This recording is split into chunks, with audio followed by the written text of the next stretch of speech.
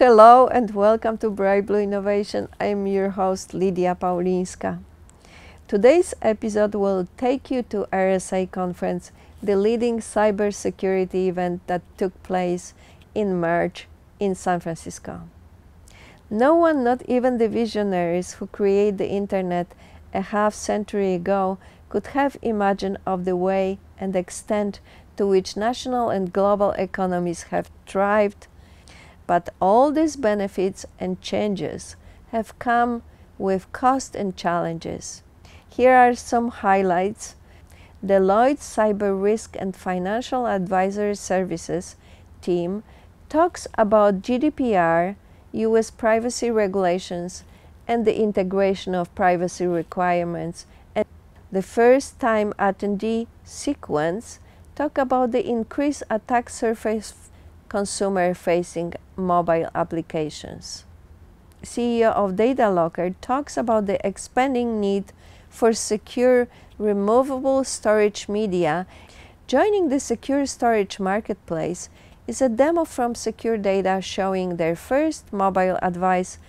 Finally, the CEO and co-founder of KnowBe4, which is an industry-leading security training and education technology for the enterprise.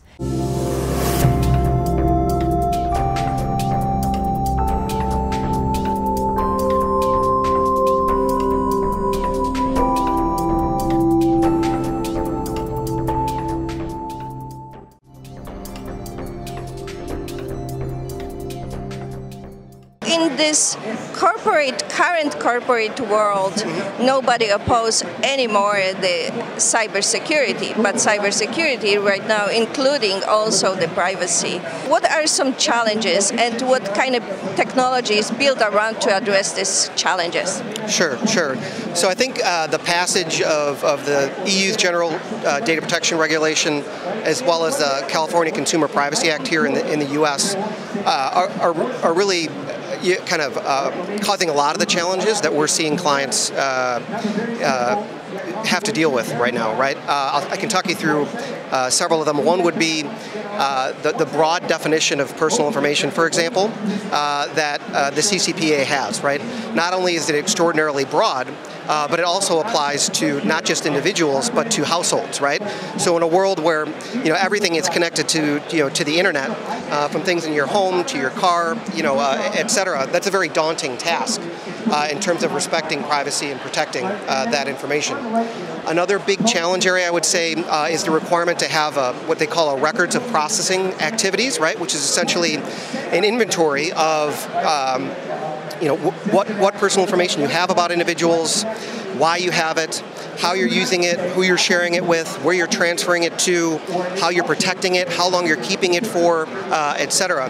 When you think about how much personal information organizations have and how much it proliferates vertically, horizontally, electronic, non-electronic, structured, unstructured, etc., the concept of having a single inventory of all that data is a very daunting one and a very challenging one. Data subject rights is a huge challenge from both a GDPR and a CCPA perspective. That's the right to request all the information that you have about me, to amend it, to create a data portability file that can be transferred to another provider, or the right to erase anything and everything that you have about me. CCPA takes it one step further, right, and also gives you the right to object to the sale of your information, right? We talked about how much information organizations have and all the different repositories that it is in. Again, electronic, non-electronic, structured, unstructured. You could be talking about dozens, hundreds, if not thousands, right, of places where this data is. So the premise or the concept of being able to, upon a request, go and delete all of that, right, within 30 or 45 days, to aggregate it or to extract it out of all those repositories and create a single data file to immediately stop the processing or the sale of information is an extraordinarily difficult challenge, right? So that's another challenging area. The 72-hour breach notification requirement that GDPR has is a big challenge, right? It's 72 hours, right? It's 3 days, and it's not 3 business days, right? you hear stories all the time about organizations that it takes weeks, months, years to figure out what happened, right? The premise of being able to tell the impacted individuals or the regulatory authorities what happened, how it happened, how many people were impacted, what you're doing about it, etc., in 72 hours is an extremely daunting premise. Those are a few of the challenges. You also asked about technology, right? So it's an exciting time from a privacy-enabling technology perspective. I think historically speaking, a lot of the technology that was out there, right, was really more focused on security, right, and about around protecting data.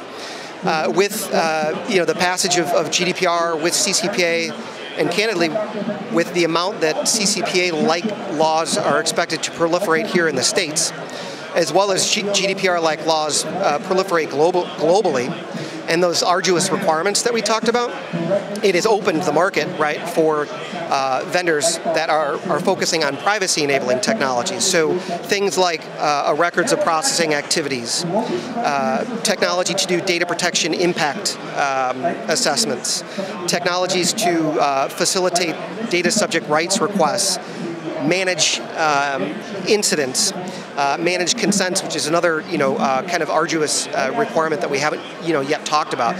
So there's vendors here at RSA, right, that are specializing in this area, and I think that that's going to be important for organizations moving forward. I think a lot of companies for the May 25th deadline, and even those for CCPA for the January 2020 deadline.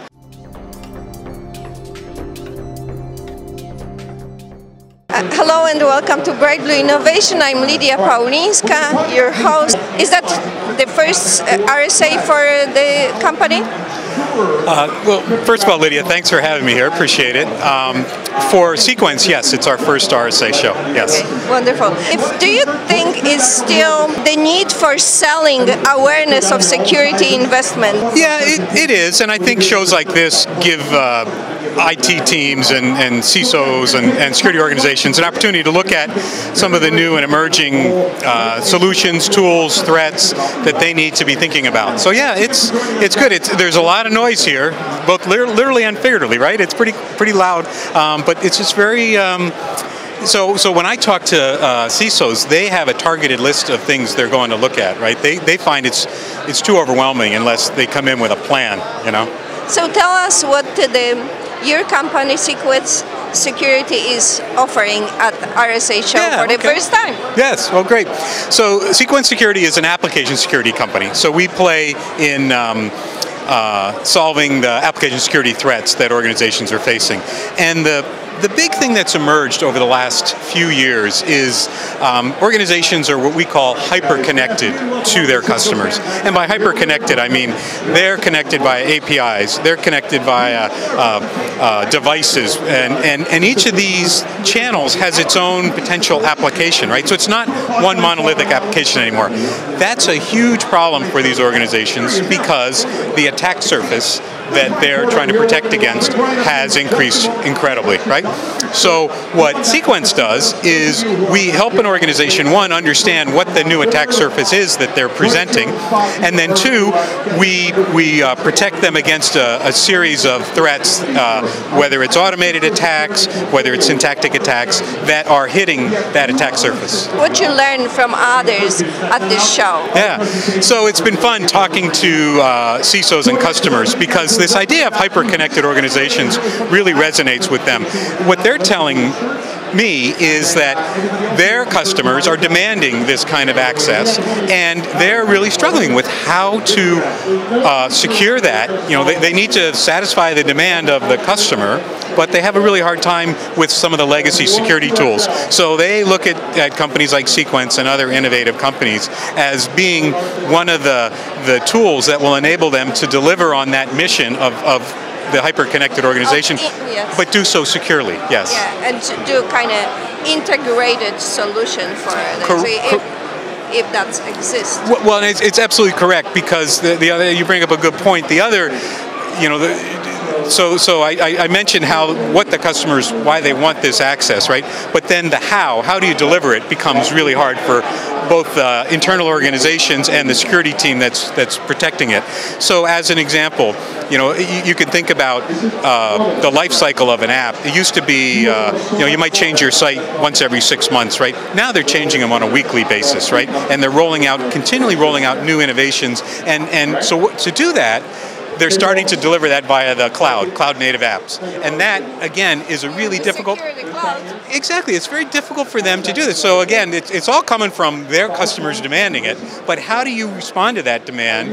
And so at Sequence, what we try to do is give them a platform that is independent of the application. So the application doesn't have to know we're there, right? So the application can change daily, weekly, hourly.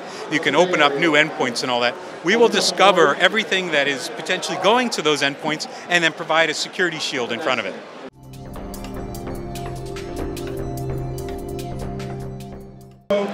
Please tell us what you're presenting here at the RSA 2019 show floor and what is your main focus on business. Data Locker's been attending RSA for the past 4 years, and we're just pleased to continue to offer up our primary solution, which is encrypted storage devices. So we are a pioneer in the field of encrypted USB storage devices. We also have a complete central management system to manage, inventory, audit, and control these encrypted storage endpoints. So what you're showing actually on this? So our flagship product actually is a Safe Console, which is the management console that can control encrypted endpoints. Those encrypted endpoints can be encrypted flash drives, encrypted hard drives. It can also control USB ports. It can also even control like cloud-hosted virtual encrypted drives. Is that for the corporate or for the individual? Yes, Data Locker, we service about 70% of the Fortune 100. We also have customers and partners throughout the world. We also service almost every branch of the U.S. military, as well as many branches of the federal government. If I can ask you as a CEO of Data Locker, do you think there is still the need for making the managers of the company, big corporations or small corporation, is there a need of creating awareness that they have to invest in security? Definitely. Security is an evolving field. It changes every week, every month, every year. What's ironic is that we see a complete cycle in the needs of the organization. Right now, we address one primary thing, which is encrypted storage. We also which is a key component to data loss prevention. And at the heart of all the concerns, all the vendors here is securing organizations' data, and the companies are always looking for new innovative ways to do that. Yeah, because it's continuing process. We cannot stop. There are so many new attacks, new breaches of data. What is your summary of the RSA Conference? One of our core principles, design principles for our products is being simply secure. So that's been a hallmark of Data Locker since we've started. And this year at the show, I see that message being conveyed by a lot of other vendors as well. One of the things, you go walk the booths and you walk the aisles and you see these solutions, and frankly, nobody knows what they do. They're so complicated. They address really complex issues, but they do it in a really complex way. We've always focused on providing a very simple and easy to use solution to address complex problems. And we're kind of proud to see that a lot of the competing vendors are following our kind of business model. And we are here at RSA showing off our CES Innovation Award honoree products. Now these are truly innovative. Products like this have been around for a while, but these are the first and only ones that you can actually remotely wipe from your mobile device.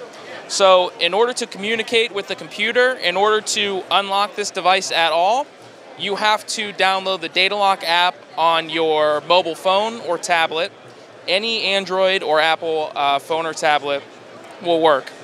You can use Touch ID or Face ID to unlock the drive, as well as a 7 to 15 character PIN or password. So we have them in two different form factors. We have the USB and we have a portable hard drive. They range anywhere from 250 gigabytes up to 8 terabyte SSDs. And the flash drives range from 16 gigabytes up to 128 gigabytes. Like I said, it's the first and only device of its kind that you can actually remotely wipe in case that is lost or stolen right from your phone. It also has remote management capabilities. So let's say you have 50 drives. You're a corporation and you want to be able to track exactly who is opening these drives, exactly where and when. You can do geofencing, you can do time fencing, you can remotely wipe, you can remotely unlock, and you can disable access to any of the drives even if a user has proper credentials. So this is our remote management console. Here you can have an unlimited amount of users and an unlimited amount of drives. So if I dial into one of the users here, you'll be able to see how you can restrict their use. So right over here in the top left, allow drives. Let's say somebody leaves the company. You can simply disable their access to their drive so they can no longer access whatever sensitive information is on there. You can also restrict them by time fencing. So you select a time zone and you can say this drive can only be open from 2 p.m. to 6 p.m. Eastern time. And lastly, geofencing. This one is really cool. You can geofence it from a continent down to a specific address. You just pick the radius and you'll be good to go. Absolutely. So I can make it from this show that we're at here at RSA from 10 a.m. to 6 p.m. From this specific address, from this convention center. I can make it so it can only be opened here, and then once I leave, the data cannot be reached at all whatsoever. There is also, from your drives dashboard, an entire user log. So if you click on one of the drives, go to the access log, you'll be able to see exactly what user logged into the drive, exactly where and when. So it has the date and time as well as details of what was happening. So if this person put in the wrong password, or if they were outside of the geofencing parameters, whatever the case, it would give you details explaining what happened. And then lastly, if you click this over here, it gives you Google Maps, the exact location to where it transpired. Also from this page is where you can remotely wipe, change user passwords, and admin unlock.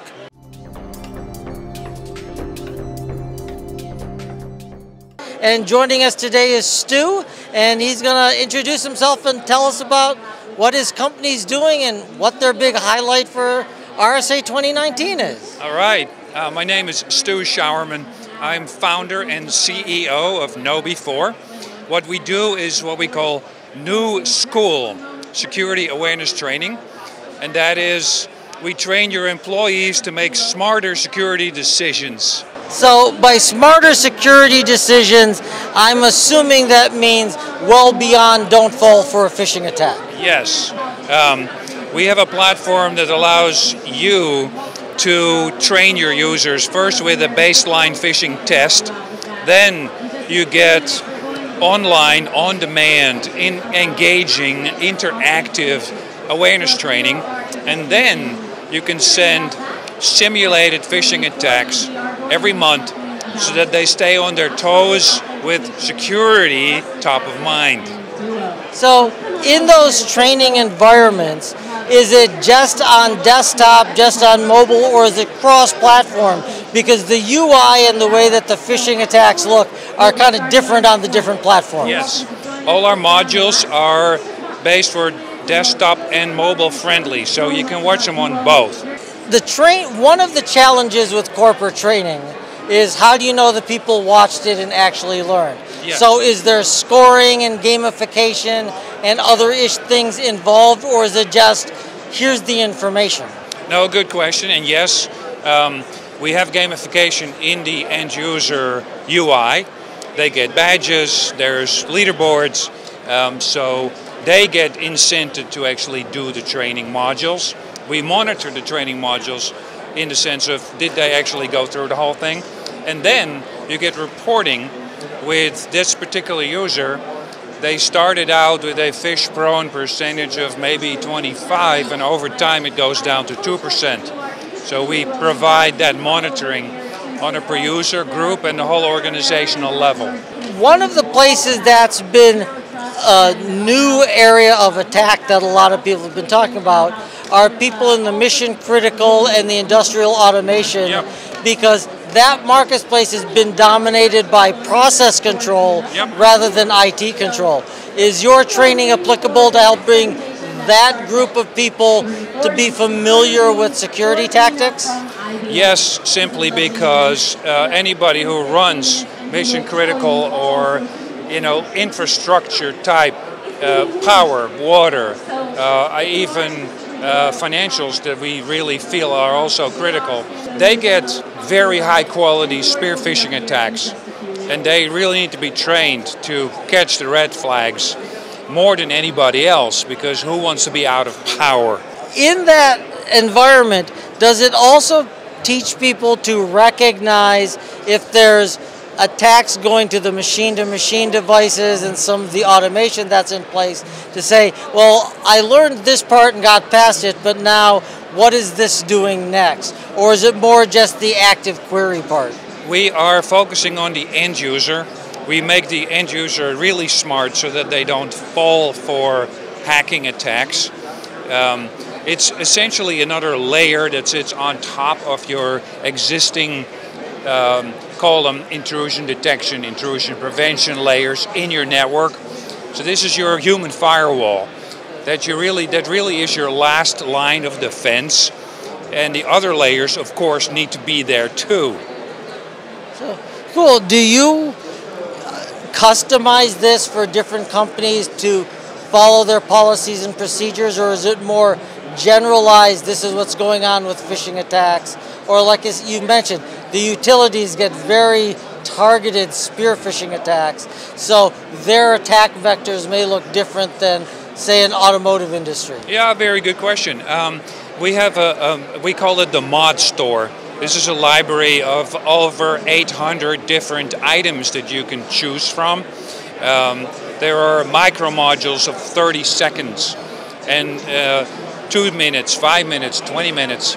So you can identify which one is the best learning moment for that particular end user.